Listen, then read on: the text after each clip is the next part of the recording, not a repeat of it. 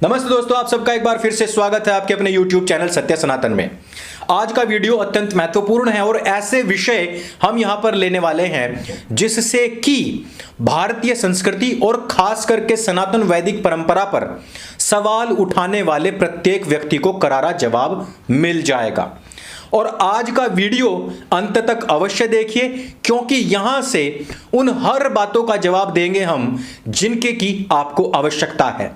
उन शेरनियों तथा कथित शेरनियों के बारे में बताएंगे कि जो सड़कों पर अल्लाह अकबर बोलने के लिए तैयार ही नहीं बल्कि फटने की भी तैयारी कर चुकी हैं। और हम बात करेंगे प्रियंका गांधी वड्राइन की, जो कह रही है कि सड़कों पर, स्कूल कॉलेज में, कहीं पर भी कोई भी लड़की बिकनी पहने या हिजाब पहने वो उसकी मर्जी है। उत्तर प्रदेश की महिलाओं और जितनी भी यहां की लड़कियां हैं, कृपया ध्यान दें, लड़की हो, लड़ सकती हो, लेकिन क्या वो लड़ाई आप बिकनी पहनकर के करना चाहती हो तो प्रियंका गांधी वड्राइन को वोट जरूर दीजिएगा। लेकिन इस वीडियो में हम आगे बढ़े उससे पहले आप लोगों की जो ख्वाहिश थी, जो फरमाइश थी, वो भी हमने पूरी कर दी है। सनातन हाट पर हमने पूरा का पूरा साहित्य डाल दिया है और वो साहित्य भी है जो कंपैरेटिव स्टडी में आता है, वो साहित्य भी है जो एक इस्लामिक व्यक्ति आक्रांता और उनके आतंकवादियों ने जो भारतवर्ष पर आक्रमण किए हैं उन सब की पोल खोलता है। वो सच्चा इतिहास आपको बताता है जो नेहरू गाजी के परिवार की सरकारों ने, इन्हीं प्रियंका गाजी वड्राइन की सरकारों ने हम लोगों से छिपाया है। तो इस वीडियो में हम सबसे पहले बात करते हैं प्रियंका गाजी वड्राइन की। प्रियंका गाजी वड्राइन कह रही हैं कि वो तो महिलाओं की, लड़कियों की अपनी चॉइस है कि वो हिजाब पहने, बुर्का पहने, जीन्स पहने, खास पर ध्यान दीजिएगा, जीन्स पहने या फिर बिकनी पहन करके जाएं।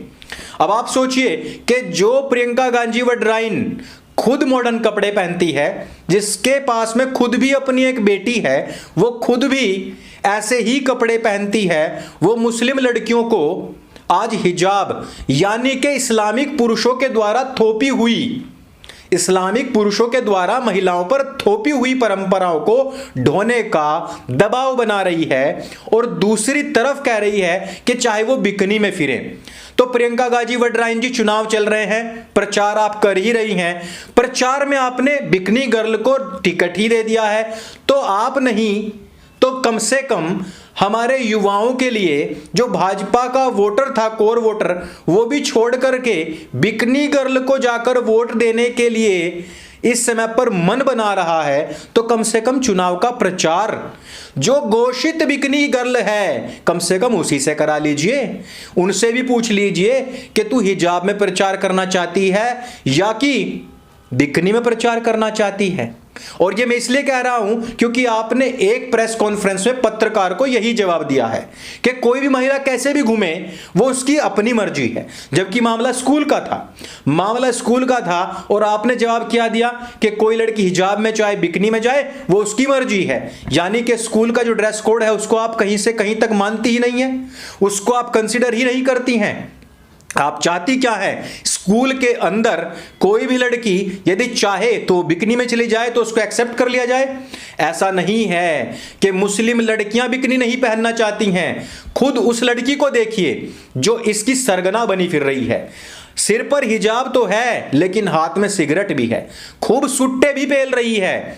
दूसरी लड़की को देखिए, ये वही लड़की है ना जिसके बारे में असाउद्दीन ओवैसी कह रहा था कि शेरनी है। मैंने कल भी सवाल किया था, शेरनी तो कपड़े भी नहीं पहनती, बिकनी भी नहीं पहनती, फिर शेरनी को हिजाब पहनाने की आवश्यकता क्या है भाई? शेरनी को स्कूल में, कॉलेज में शेरनी की तरह भेजो ना, पता लग जाएगा उसी दिन। उस दिन तो बिकनी तलक का भी सवाल नहीं है शेरनी के आगे। तो फिर दूसरा एक और फोटो देखिए, हर जगह पर यह लड़की बिना हिजाब के बैठी हुई है, हर जगह पर, लेकिन स्कूल का प्रोपेगेंडा आते ही सिर पर हिजाब आ जाता है। यही वो लड़कियां हैं जो 2021 तक बिना किसी हिजाब की, ना किसी बुर्के के स्कूल में जाती थी, लेकिन आज क्योंकि प्रोपेगेंडा है, आज क्योंकि कुछ सांसद प्राइवेट बिल यूसीसी का ले आए हैं, इसलिए इनके अंदर का इस्लाम तुरंत ही जाग गया। अब आप देखिए कि इस पूरे के पूरे मोमेंट की जो लड़कियां जो हीरोइन बन रखी हैं, उनका असल चेहरा क्या है, उनकी असलियत क्या है। अब सबसे बड़ी चीज कि यहां पर कहा जा रहा था कि ये तो चॉइस है, लड़कियों की चॉइस है। मुझे आज तक समझ नहीं आया कि कुरान की जिस आयत को हाई कोर्ट में रखा गया है, वहां पर कहा गया है कि यह मुस्लिम महिलाओं के ऊपर मैंडेटरी है, जबरदस्ती है, थोपा हुआ है। और किसके द्वारा? मुस्लिम पुरुषों के द्वारा थोपा हुआ है, जबरदस्ती करके। और ये कह रहे हैं कि ये तो चॉइस है। मैं एक सवाल पूछना चाहता हूं मोमिनों से कि लड़कियों की, खास करके मुस्लिम लड़कियों की चॉइस पर क्या आप इतना संज्ञान लेते हैं? क्या आप उनको इतनी स्वतंत्रता देते हैं? एक मुस्लिम लड़की मस्जिद में भी जाना चाहती है, क्या आपने आज तक उनको मस्जिद में घुसने की स्वतंत्रता दी? क्या यह मैटर ऑफ चॉइस है? एक मुस्लिम लड़की एक हिंदू लड़के से शादी करना चाहती है, लेकिन उस मुस्लिम लड़की को और उस लड़के को भी, हिंदू लड़के को भी आप कत्ल कर देते हो। क्या यहां पर मैटर ऑफ चॉइस नहीं था? एक मुस्लिम लड़की यह भी चाहती है कि उसका पति यदि उसको परेशान करे तो वो उसको खुद से तलाक दे सके। क्या वहां पर मैटर ऑफ चॉइस भाड़ में चला जाता है? एक मुस्लिम लड़की यह भी चाहती है कि यदि उसका जिहादी पुरुष 3 तलाक दे भी देता है तो अपनी मर्जी से अपना हलाला करवा सके, लेकिन वो नहीं करवा सकती और उसको भी कारी या काजी बताएगा कि कहां उसको हलाला करवाना और कितने दिन करवाना है, वो तलक वो तय नहीं कर सकती। वहां पर मैटर ऑफ चॉइस कहां चला जाता है? यदि एक मुस्लिम लड़की स्वयं चाहे कि वो बिकनी में घूम ले तो क्या वो घूम सकती है? इन सभी चीजों पर इस्लामिक पुरुषों का पूरा पूरा दबाव है, प्रेशर है, और वो महिलाओं को गुलाम बना करके रखना चाहते हैं और उसी हिसाब से उन्होंने कानून बनाए। और सबसे बड़ी चीज कि वो मुस्लिम महिलाएं जो अपने आप को कहती हैं कि वो स्कूल में, कॉलेज में साइंस पढ़ती हैं, वो भी इस सप्रेशन को, वो इस ऑपरेशन को खुद झेलती हैं, ओन करती हैं और उसमें गर्व महसूस करती हैं। जबकि ईरान के अंदर खुद एक मुस्लिम लड़का अपनी ही बीवी, जो पूर्व में उसकी बहन थी, 12 साल की उम्र में पहले उससे शादी करता है और उसका सिर अलग करके हाथ में टांग करके सड़क पर घूमता है और उसको कोई भी पूछने वाला नहीं है। एक मुस्लिम व्यक्ति यदि अपनी बेटी की हत्या कर देता तो केवल 8 साल की सजा है, लेकिन हिजाब सरकने मात्र से 24 साल की सजा है।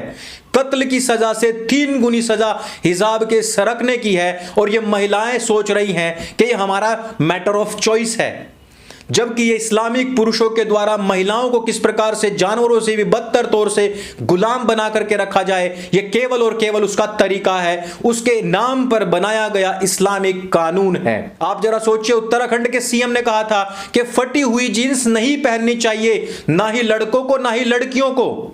आप जरा सोचिए कि उसका विरोध करने वाले, जीन्स का के पहनने पर, उसकी स्वतंत्रता पर बोलने वाले लोगों का विरोध करने वाले आज कह रहे हैं कि उनको हिजाब में ढक करके रहना चाहिए।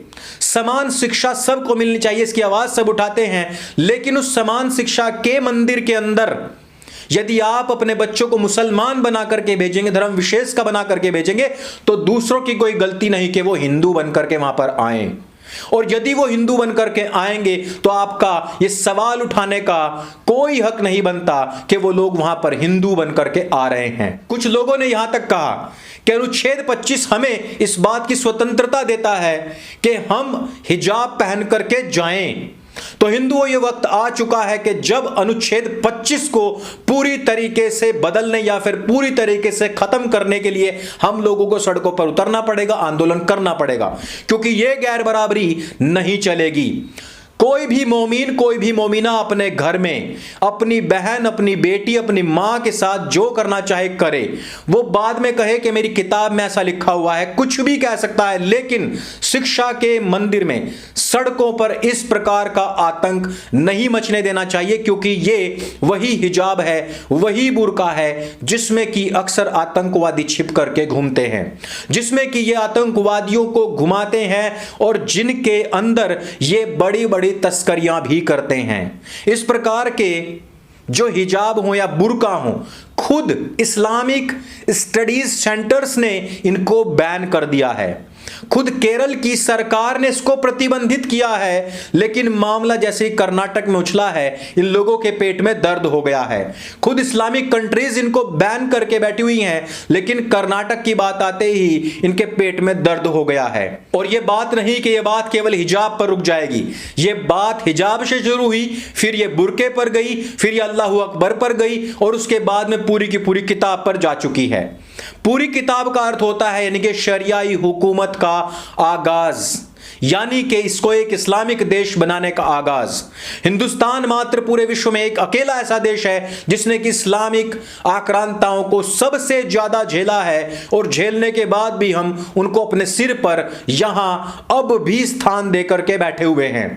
भारत का बंटवारा इसी मजहब के स्ट्रगल पर हुआ था कि हम और वो, क्योंकि विपरीत विचारधाराएं हैं, अपना अलग देश लो और निकलो। लेकिन आज फिर से वही स्थितियां और वही परिस्थितियां क्या पैदा हो चुकी हैं। उन्हीं परिस्थितियों में आज फिर से राहुल गाजी और प्रियंका गाजी वड्राइन फिर से सपोर्ट कर रहे हैं, और फिर से एक बार फिर से इस देश के टुकड़े कराने के लिए वो इन जिहादियों, आतंकवादियों को शय दे रहे हैं।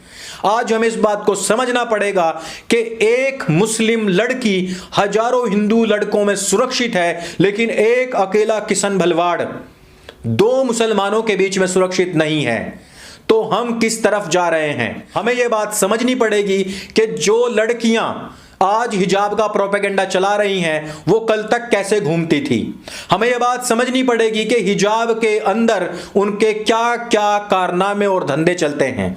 हमें यह बात समझनी पड़ेगी कि यह देश धर्म के नाम पर इसका बंटवारा हुआ था, और धर्म के नाम पर हुए बंटवारे के बावजूद इनके पूर्वज इसलिए पाकिस्तान नहीं गए थे क्योंकि उन्होंने कहा था कि हमें धर्म से प्यारा, अपने मजहब इस्लाम से प्यारा यह देश है। और आज इस देश के कानून को न मान करके वो सीधे अपने हिजाब और अपनी किताब की मांग अगर कर रहे हैं, तो इनसे बड़ा नमक हराम, इनसे बड़ा गद्दार और इस देश को खोखले करने वाली दीमक कौम कोई भी नहीं हो सकती है। इसलिए आज के युवाओं को यह बात समझनी पड़ेगी कि आज अगर आपने इनिशिएटिव नहीं लिया, अगर आज आपने इन शेरों का साथ नहीं दिया, अगर आज आपने इन लोगों को सपोर्ट नहीं किया और इनकी आवाज बन करके हर भाषा में पूरे भारतवर्ष में नहीं उठे, तो कल सब अकेले अकेले मारे जाएंगे। ठीक उसी प्रकार से जिस प्रकार से डायरेक्ट एक्शन डे में भारत में बैठे हुए मुसलमानों की शह पर